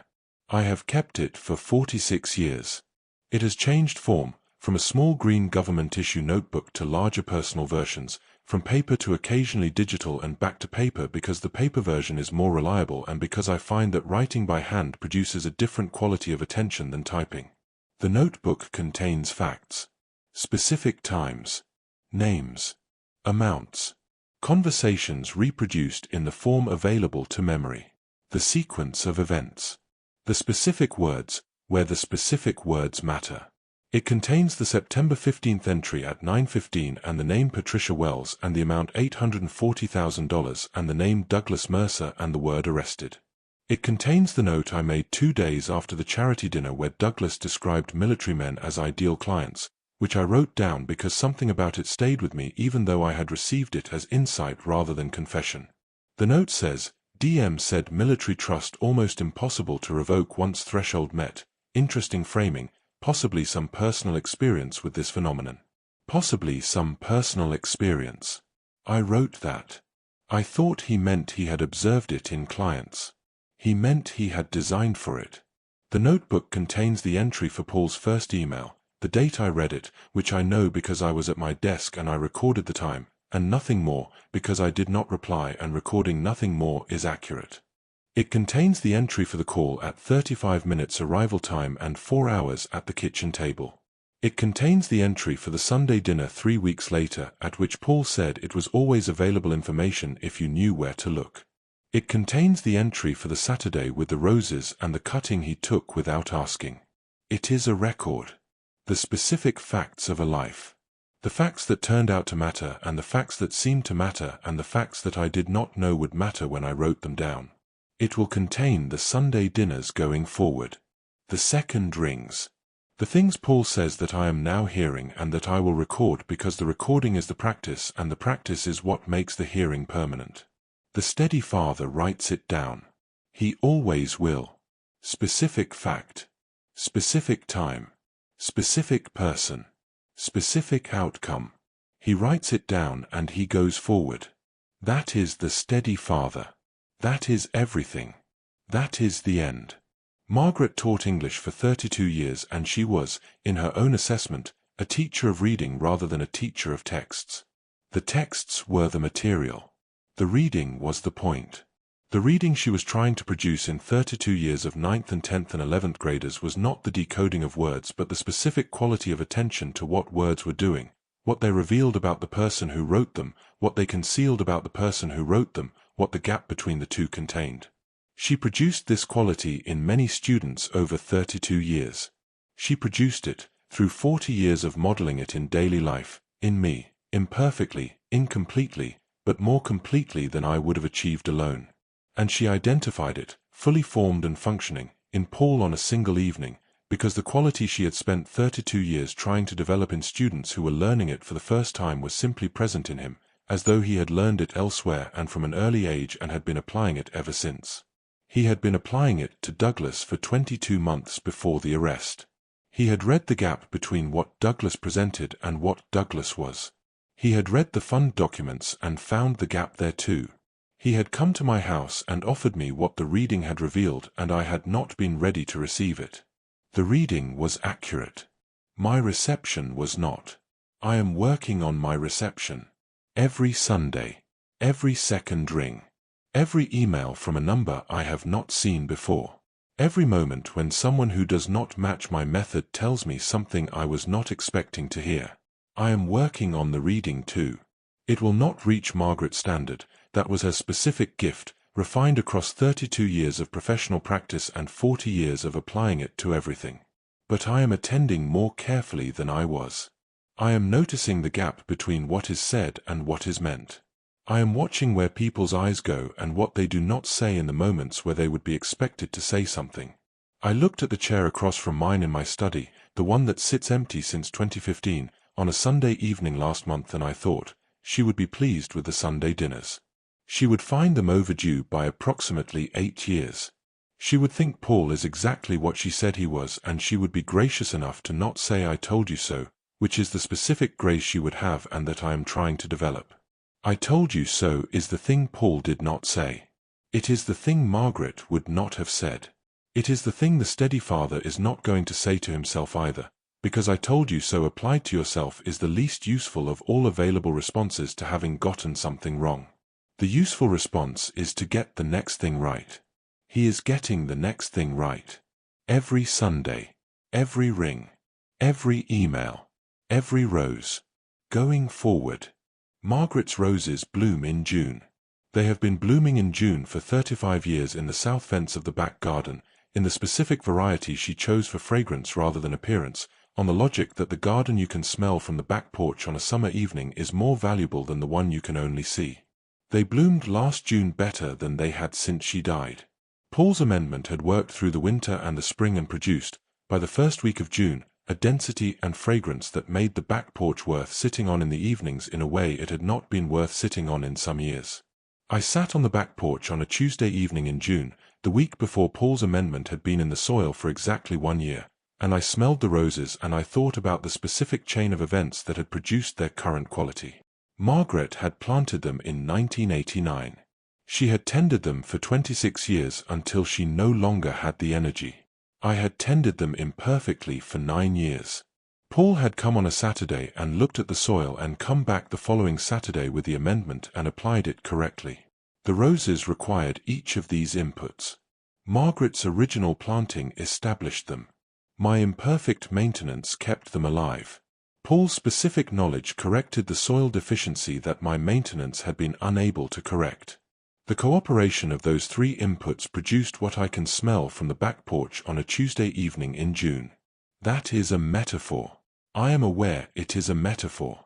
I am presenting it anyway because metaphors that are also literally true are the most useful kind, and this one is literally true. Those are Margaret's roses, in Margaret's garden, corrected by Paul's amendment, being smelled by me on a Tuesday evening in June when I have finished writing in my notebook and am sitting in the specific ordinary continuation of a life that has been permanently changed by one Tuesday morning and that is being permanently improved, in a small and specific and literal way, by every Sunday that follows it. He is going forward. He is in the garden. He can smell the roses. Margaret planted them. Paul fixed them. He is sitting on the back porch. That is enough. That is the steady father. That is everything. The FBI called at 9:15 on a Tuesday morning and wrote down 9:15 because the specific fact matters, and the agent said Douglas Mercer and the account numbers and $840,000, and he sat down because sometimes the body receives what the mind is not yet ready to hold, and then he got up and went to the voicemail folder and the email folder and the spam folder and found nothing, and then he searched for Paul Chen and found 3 emails he had not replied to. Over 17 months, and he called Paul, and Paul answered on the second ring and came in 35 minutes and sat for 4 hours and found the fraud and drove home, and the next morning the roses were still in the garden, and Paul came on a Saturday with the amendment and they fixed the roses together, and now it is a Tuesday evening in June and the steady father can smell the roses from the back porch, and he is writing it down because the specific fact matters, and going forward is what he does, and hearing the quiet voice is what he does now, and he always will, and that is the steady father, and that is everything, and that is the end. A year after the Tuesday morning, on a Tuesday morning at 9:16, 1 minute after the time I had written in my notebook, I called Paul. No emergency, no crisis, simply to tell him something. He answered on the second ring. I said, Paul, it has been exactly 1 year. He said, I know. I said, I wanted to tell you something I should have told you before. Not the apology, I already gave you that. Something else. He waited. I said, your mother-in-law told me on the first evening she met you that you saw things clearly. I received that as her approval of you for Sarah. It was more than that. She was telling me something about you that I needed to know, in the form available to her in that moment, and I filed it incorrectly. He said, she was remarkable. I said, she was. And she was right about you from the first evening. I want you to know that I understand that now, and that I am trying to act on the understanding every day. He was quiet for a moment. Then he said, Robert, she would be glad about the roses. I said, I think so too. He said, come for dinner Sunday. Sarah's making something good. I said I would come. I brought the wine.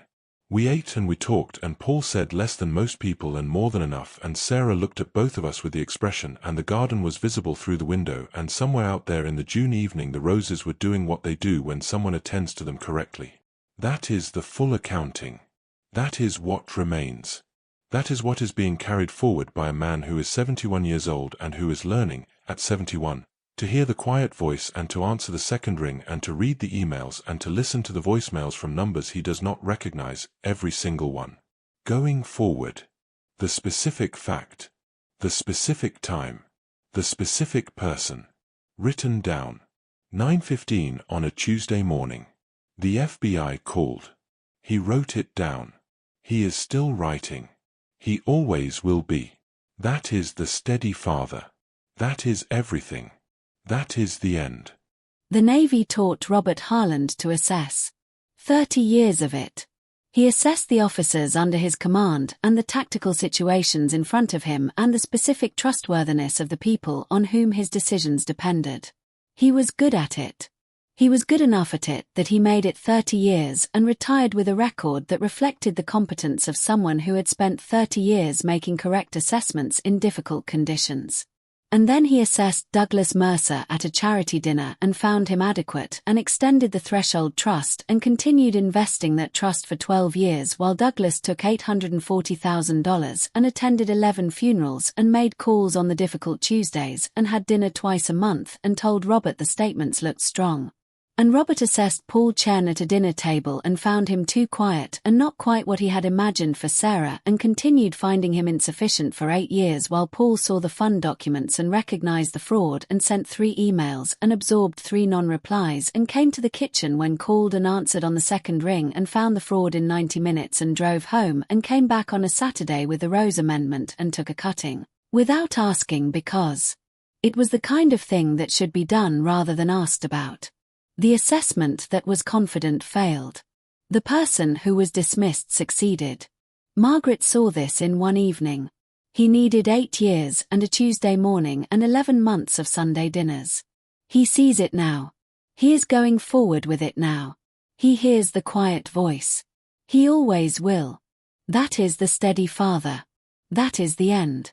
Over 40 years of marriage, Margaret told me 4 things about Paul, 4 separate observations, in 4 separate conversations, spanning the 9 months between their first meeting and her death, that I received as the fond assessment of a wife toward her daughter's husband and that I now understand as the 4 most accurate character assessments I have ever been given about a person I was in a position to receive them about and did not receive correctly. The first was on the evening after their first dinner. She said. He sees things clearly. I have told you this. What I have not told you is what came after. She said it and I said he seems nice enough, and she looked at me with the expression she wore when the gap between what she had said and what I had received was too large to close in the available conversational space, and she moved on. She knew I had not received it. She tried again. The second was 3 months later, after the second or third dinner at our house. She said, he doesn't say things he doesn't mean. I received this as a comment on Paul's reserve. He was quiet, he said, less than expected, and I had been interpreting the quietness as a kind of deliberate withholding of social engagement. She was saying the opposite. She was saying that every word he said was true and intended, which is the specific quality that makes a person's words worth attending to and which produces, in a relationship, the specific efficiency of communication between people who trust each other's words completely. I heard, he is quiet. She meant, when he speaks, listen. The third was in the final month of her life, when she was in and out of clarity in the way of people in the final stages of something serious. She was having a clear morning and I was with her and she said, Paul will protect Sarah. Not promise, protection. The specific quality of active care that a parent hopes their child finds in a partner. I said, I know. She said, no, you don't yet. You will. I did not understand what she meant by the when. I understand now. She meant, not yet, but eventually the circumstances will make it visible, and when they do you will understand what I'm telling you now. The circumstances arrived. A Tuesday morning. I understand now. The fourth observation was not verbal. It was the expression on her face at a Sunday lunch, 6 weeks before she died, when Paul arrived with a plant he had grown from seed in his garden. A specific perennial she had mentioned wanting once, 3 months earlier, in a conversation I had been in and had not registered. He had remembered. He had grown it from seed. He had brought it on a Sunday 3 months later without mentioning that he had remembered, or that he had grown it, or that the bringing was anything other than an ordinary arrival. She looked at him when he set it down. The expression on her face was the expression of someone who has been seen correctly for the first time by the right person, and who recognizes the seeing for what it is. Not surprise, recognition. She had already seen him. Now he had confirmed her seeing. I watched this happen. I did not know what I was watching. I know now. He had remembered what she wanted, grown it quietly for 3 months, and arrived with it without announcement. That is Paul. That is the full version of what Margaret saw on the first evening and confirmed across 9 months of observation and told me 4 times in 4 different forms, and that I was not yet equipped to receive. I am receiving it now. Late. Completely. Gratefully. The last entry I made in my notebook on the Tuesday morning, after the call and the voicemail folder and the email folder and the search for Paul Chen and the discovery of the 3 emails and the call that Paul answered on the second ring and the 35-minute arrival and the 4 hours at the kitchen table. The last entry I made that day, at 11:30 at night after Paul had gone and the immediate emergency had been managed and the specific facts had been recorded and the next steps had been established, was this. Margaret was right about him. She was right on the first evening. I am 8 years late and it cost me $840,000 and I am writing it down so I do not forget what late costs. I am not forgetting. Every Sunday is a reminder. Every second ring is a reminder. Every rose in June is a reminder. The specific fact matters more than the general impression. The moment you stop writing it down is the moment the important details begin to disappear. He is writing it down. He is going forward. He hears the quiet voice. He always will. That is the steady father. That is everything. That is the end. The real end. The only end available to a story like this one, which is a story about a man who was right about the wrong person and wrong about the right one, and who was told this 4 times by the person who loved him best and who received it finally on a Tuesday morning when the FBI called at 9:15 and the accounts were empty, and the quiet man answered on the second ring and came in 35 minutes and found the fraud in 90 minutes and drove home. Going forward. Writing it down. Hearing the second ring. That is the steady father. The end. He is 71 years old and he keeps a notebook and he writes down the specific facts because the specific facts matter more than the general impression, and the moment you stop writing them down is the moment the important details begin to disappear.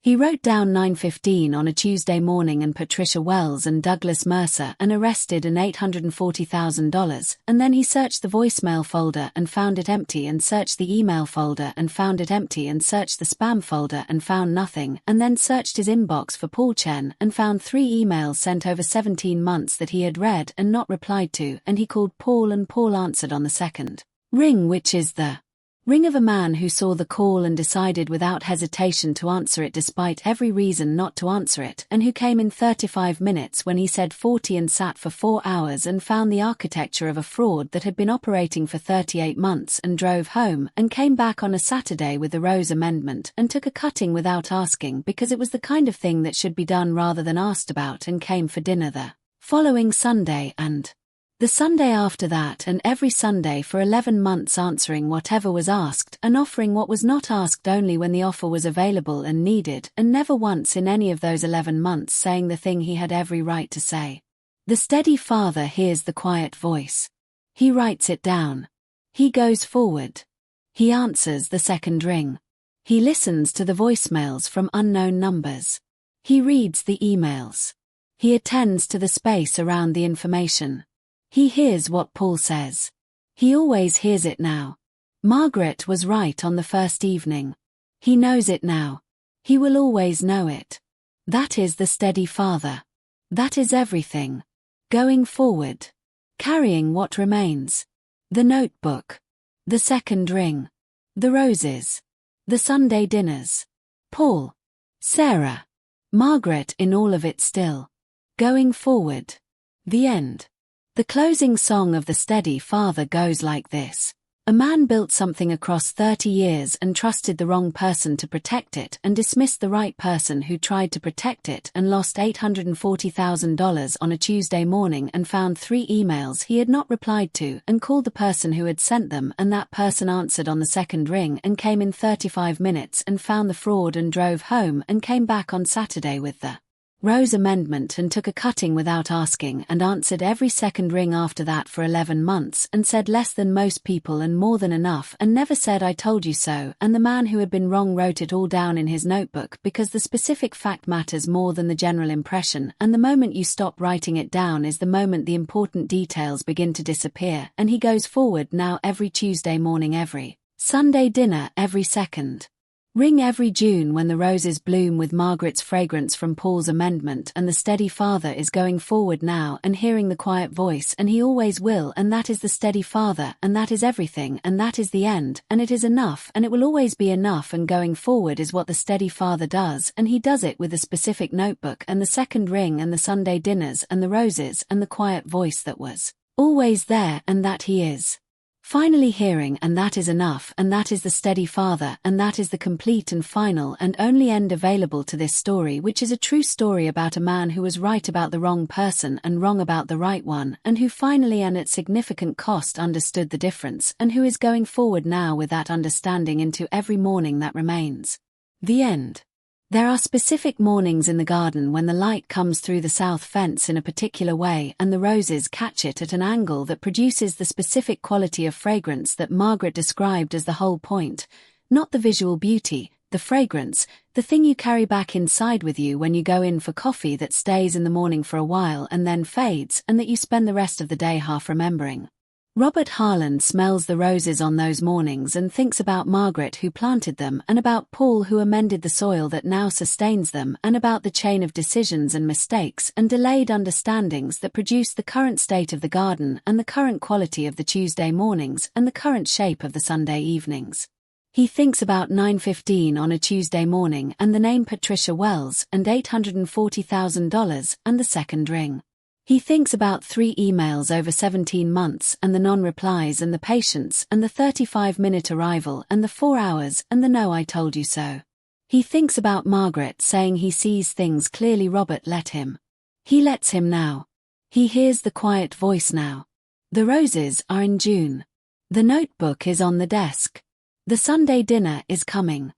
The steady father is going forward into the June morning with the fragrance of Margaret's roses and the knowledge that he is finally receiving what was always available to him and that was always worth receiving and that required a Tuesday morning and an FBI agent and a son-in-law who answered on the second ring to be received correctly. He is going forward. He is writing it down. He hears the quiet voice. He always will.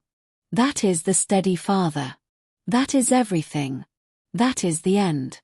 Paul Chen is 42 years old and he works in financial analysis and he answers on the second ring and he drives in 35 minutes when he says 40 and he finds the architecture of fraud in 90 minutes and he does not say I told you so and he takes rose cuttings without asking because it is the kind of thing that should be done rather than asked about and he says less than most people and more than enough and he has been this person for the entire 8 years that Robert Harland found him insufficient for his daughter and for the 22 months that Robert Harland did not reply to his emails and for the 17 months that he absorbed the cost of watching a situation deteriorate and being unable to do anything about it because the person who could do something about it was not ready to hear him. He is the same person now that he was then. Robert is different. Robert hears him now.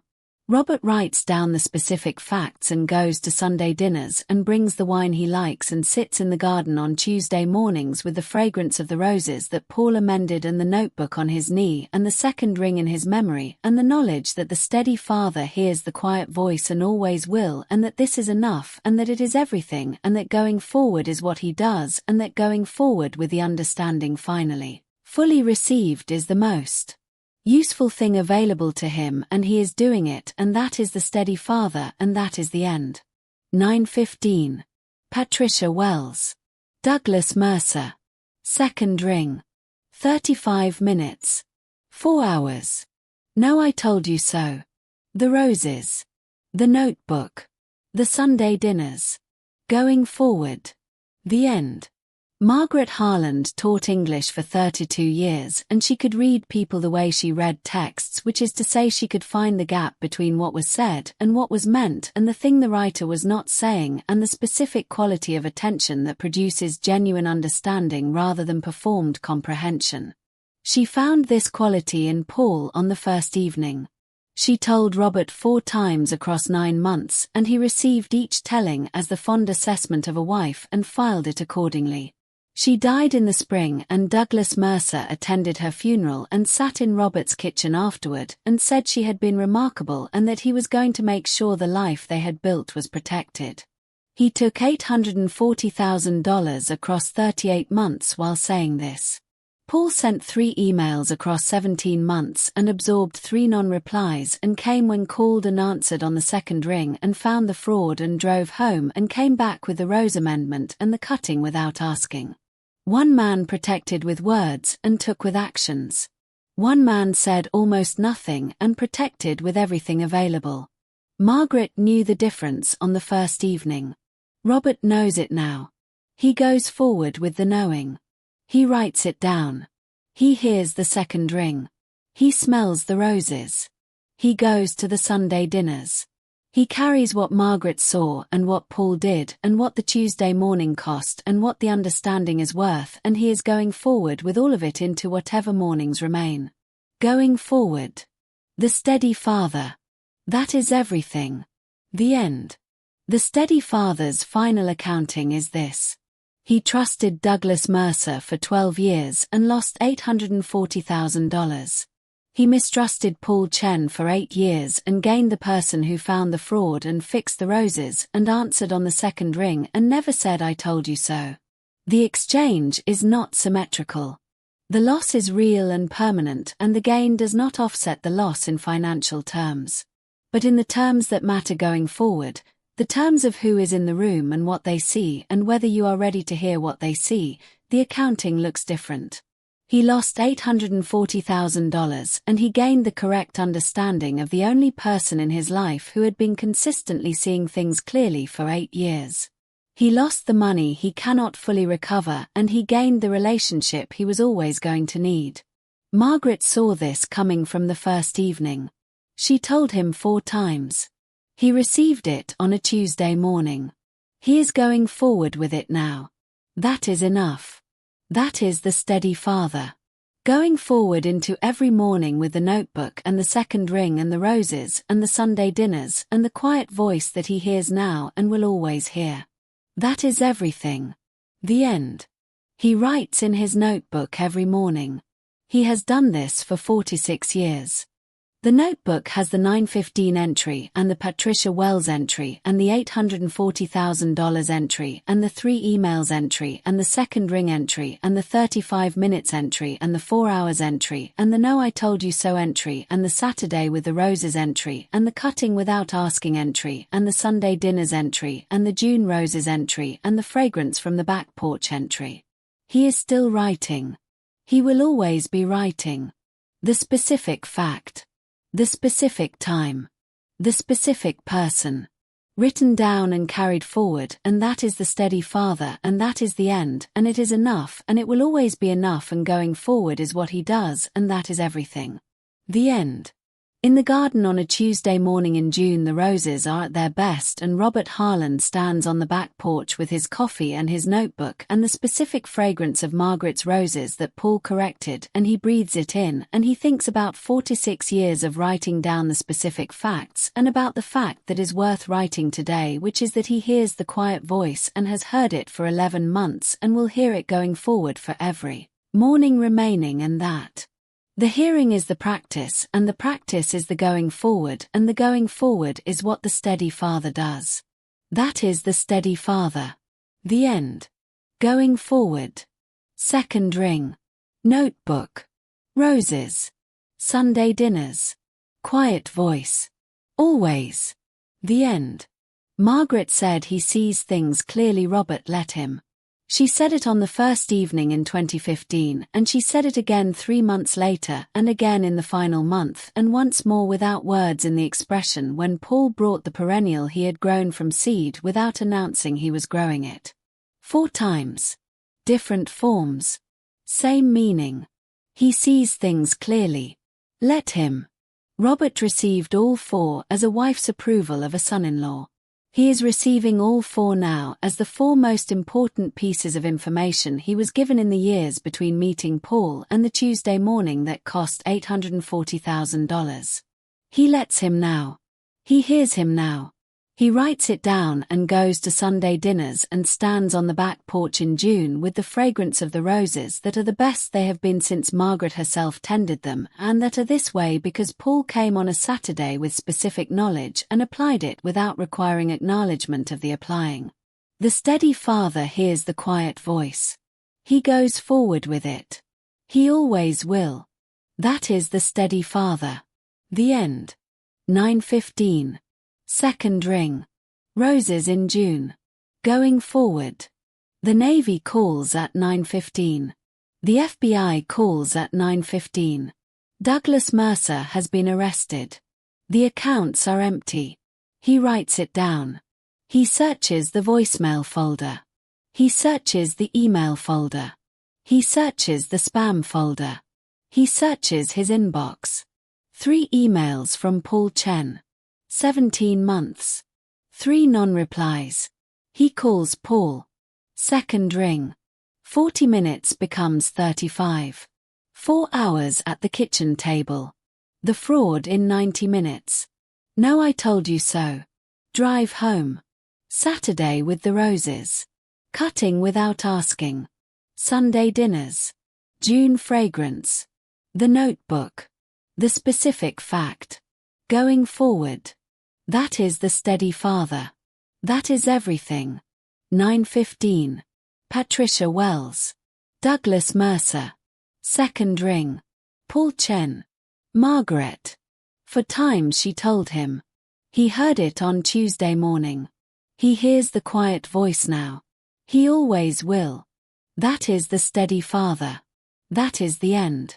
Going forward into every Tuesday morning with a notebook and the coffee and the garden visible through the kitchen window and the specific knowledge that the roses smell best in June from the back porch and that the Sunday dinners are on the calendar and that Paul answers on the second ring and that Margaret told him 4 times and he hears it now and will always hear it and that $840,000 is gone and the recovery is ongoing and the loss is permanent and the Understanding is also permanent, and the understanding is more valuable than the loss was costly, because the understanding carries forward into every remaining morning and the loss does not repeat itself, and going forward is what the steady father does with the notebook and the second ring and the quiet voice, and that is the steady father, and that is everything, and that is the end, and it is enough, and it will always be enough.